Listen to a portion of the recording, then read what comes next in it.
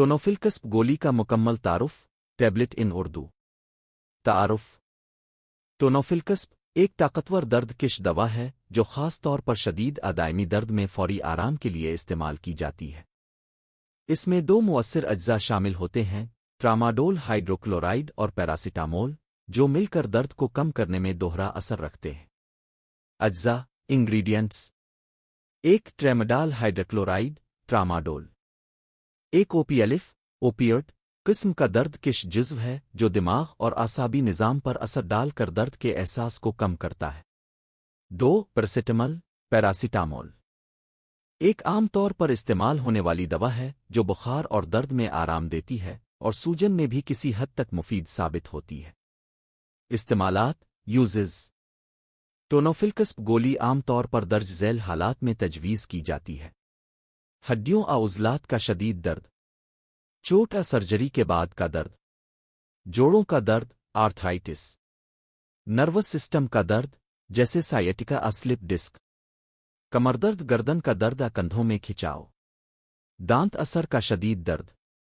खुराक और तरीका इस्तेमाल: डोसेज आम तौर पर दिन में 1 से 2 बार खाने के बाद इस्तेमाल की जाती है। ज़्यादा से ज़्यादा रोज़ाना 2 गोलियां से तजावुज़ न करें जब तक कि डॉक्टर कुछ और न कहें। दवा को पानी के साथ निगलें, चबाएं नहीं। नोट: ये दवा डॉक्टर के मशवरे के बगैर खुद से इस्तेमाल न करें। एहतियाती तदाबीर प्रिकॉशंस: हामला आ दूध पिलाने वाली ख्वातीन के लिए इस्तेमाल ममनू आ मोहतात होता है। जिगर आ गुर्दे के मरीज़ एहतियात करें। अल्कोहल के साथ इस्तेमाल सख्त नुकसानदेह हो सकता है। गाड़ी चलाने आ मशीन चलाने से परहेज करें क्योंकि ये नींद आ चक्कर पैदा कर सकती है। बच्चों के लिए ये दवा तजवीज़ नहीं की जाती।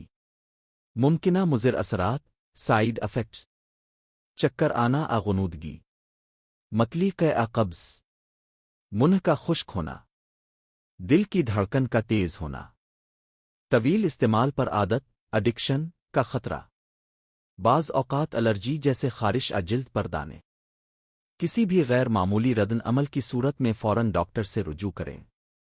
ज़ख़ीरा स्टोरेज: 25 डिग्री सेंटीग्रेड से कम दर्जा हरारत पर खुश्क और ठंडी जगह पर रखें। बच्चों की पहुंच से दूर रखें।